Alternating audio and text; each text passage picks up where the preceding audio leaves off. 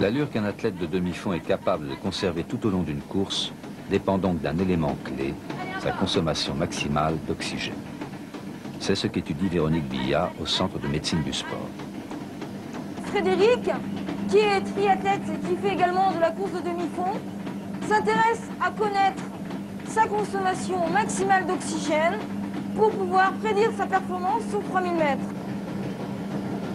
On va donc mesurer la consommation d'oxygène maximale du sportif en mesurant la quantité d'oxygène expiré et comme l'on connaît donc la teneur de l'oxygène dans l'air ambiant, on connaît ce qui va arriver donc dans l'organisme, on mesure ce qui est rejeté dans le masque et on en déduit ce qui a été consommé.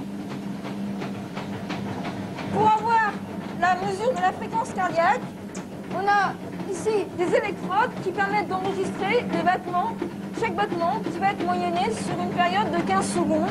Et on va pouvoir disposer en temps réel à la fois de la fréquence cardiaque, ici en rouge, et donc de la consommation d'oxygène, qui est la courbe violette, qui suit parfaitement la courbe de la fréquence cardiaque.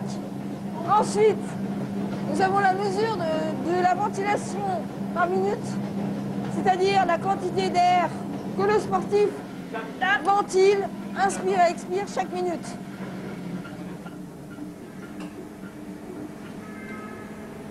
Alors, on pense actuellement qu'il est impossible d'améliorer encore la consommation maximale d'oxygène lorsque l'on arrive à des niveaux donc de l'ordre de 90 ml par minute et par kilo. Ce sont des valeurs qu'ont les grands champions d'athlétisme et de cyclisme.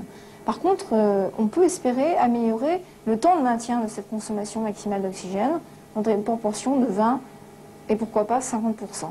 Quelqu'un qui aurait 6 minutes de temps de maintien peut, pourquoi pas, espérer arriver jusqu'à 8 voire 10 minutes de temps de maintien de cette consommation maximale d'oxygène, ce qui lui permettrait de couvrir tout son 3000 mètres à 100% de cette consommation maximale d'oxygène.